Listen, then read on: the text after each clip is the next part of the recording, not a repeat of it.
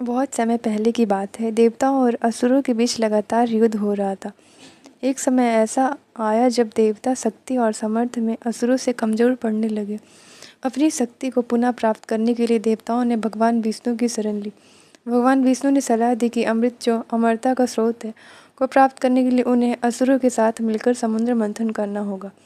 समुद्र मंथन के लिए मंदराचल पर्वत को मथानी और बासुकी नाग को रस्सी के रूप में इस्तेमाल करने का निर्णय लिया गया।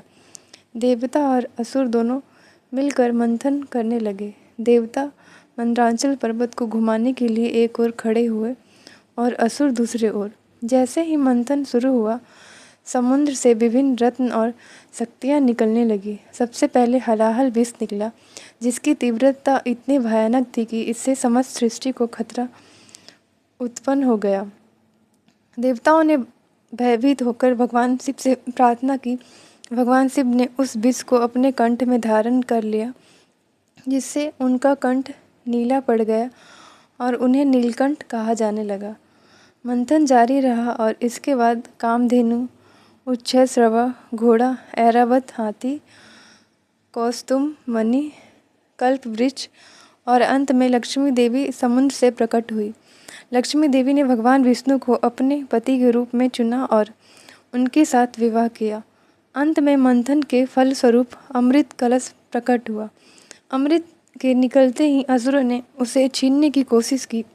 तब भगवान विष्णु ने मोहिनी का रूप धारण किया, जो एक अत्यंत सुंदर और आकर्षक स्त्री थी। मोहिनी ने असुरों को अपने मुंह में फंसाकर अमृत का वितरण करना शुरू किया। उसने चालाकी से अमृत को देवताओं में बांट दिया और असुरों को अंत में कुछ भी नहीं मिला। हालांकि राहु नामक असुर ने छल से अमृत की कुछ बूंदें पी ली, लेकिन जैसे ही उसने अमृत पिया, सूर्य और चंद्रमा ने उसकी पहचान बता दी। भगवान विष्णु ने तुरंत सुदर्शन चक्र से उसका सिर धड़ से अलग कर दिया, लेकिन राहु का सिर अमर हो गया और तभी से राहु और केतु सूर्य और चंद्रमा से बदला लेने के लिए ग्रहण लगाते हैं।